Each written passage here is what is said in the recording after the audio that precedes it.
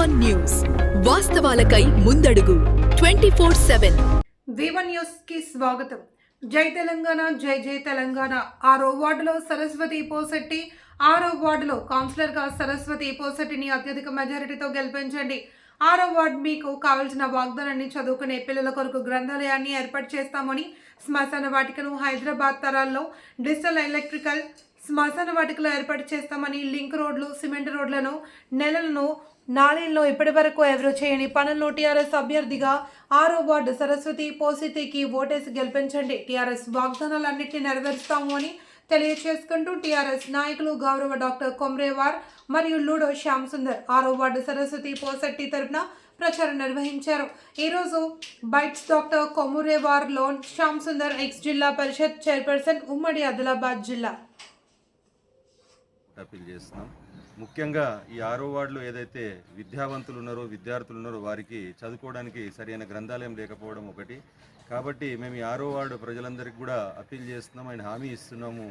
మా కౌన్సిలర్ అభ్యర్థిని గెలిపిస్తే ఖచ్చితంగా ఇక్కడ ఇమ్మీడియట్గా గ్రంథాలయము ఏర్పాటు చేసి, అభివృద్ధి చేసి, మరియు మంచి స్టడీ సర్కిల్ని మంచి సదుపాయాలతో విద్యార్థులందరికీ అందిస్తాము. అదేవిధంగా శ్మశాన వాటికని కూడా అభివృద్ధి చేస్తాము. హైదరాబాద్ తరహాలో ఇంటిగ్రేటెడ్ గ్రేవ్ యార్డ్స్ ఏవైతే ఉన్నాయో దానిలాగా ఈ వార్డులో, ప్రత్యేకించి ఈ వార్డులో మేమందరము బీఆర్ఎస్ పార్టీ తరఫున మేమందరం కూడా మా సరస్వతి గారికి వెన్నంటి ఉండి మంచి ఇంటిగ్రేటెడ్ గ్రేవ్ యార్డ్ కూడా డెవలప్ చేస్తాం. మరియు లోపల కాలనీలో ఉన్నటువంటి లింక్ రోడ్స్ ఏవైతే ఉన్నాయో లింక్ రోడ్స్ కానీ, డ్రైనేజ్ వ్యవస్థల్ని కానీ పూర్తిగా అభివృద్ధి పరిచి ఈ ప్రాంతాన్ని దోమల రహిత, కీటకాల రహిత, పురుగు రహిత ప్రాంతంగా 6వ వార్డును అభివృద్ధి చేస్తామని చెప్పేసి ఈరోజు మీ అందరి సమక్షంలో హామీ ఇస్తున్నాము. శ్మశాన వాటికను కూడా పూర్తి తరహాలో అభివృద్ధి చేస్తామని చెప్పేసి మాట ఇస్తూ సెలవు తీసుకుంటున్నాం. ఈరోజు బైన్సా మున్సిపాలిటీలోని 6వ వార్డులో బీఆర్ఎస్ పార్టీ తరఫున పోటీ చేస్తున్న సరస్వతి పోషెట్టి గారి తరఫున మేము ప్రచారం చేస్తున్నాం.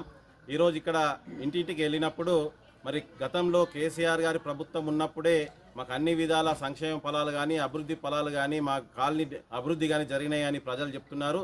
ఏదైతే ఇప్పుడు దాదాపు 2 సంవత్సరాల కాంగ్రెస్ పాలనలో ఇక్కడ అభివృద్ధి కుంటుపడ్డది. ఒక సంక్షేమ ఫలాలు అందుతలే, ఒక డ్రైనేజ్ తీసే వాళ్ళు లేరు, ఒక కరెంటు బల్బు పెట్టే వాళ్ళు లేరు, కనీసం తాగదందుకు నీళ్లు కూడా సరఫరా లేని పరిస్థితి ఈ 2 సంవత్సరాల కాంగ్రెస్ పాలన ఉన్నాయని ఇక్కడ ప్రజలందరూ కూడా తెలపడం జరుగుతుంది.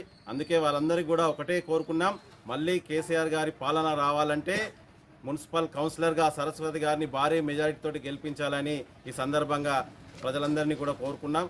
కాబట్టి ఏదైతే 11వ తేదీన ఎన్నికల్లో మరి మన సరస్వతి గారిని కారు గుర్తుకు ఓటేసి గెలిపించాలని ఈ 6వ వార్డు అందరికీ కూడా విజ్ఞప్తి చేస్తూ సెలవు తీసుకుంటాను. జై తెలంగాణ. కారు గుర్తుకి.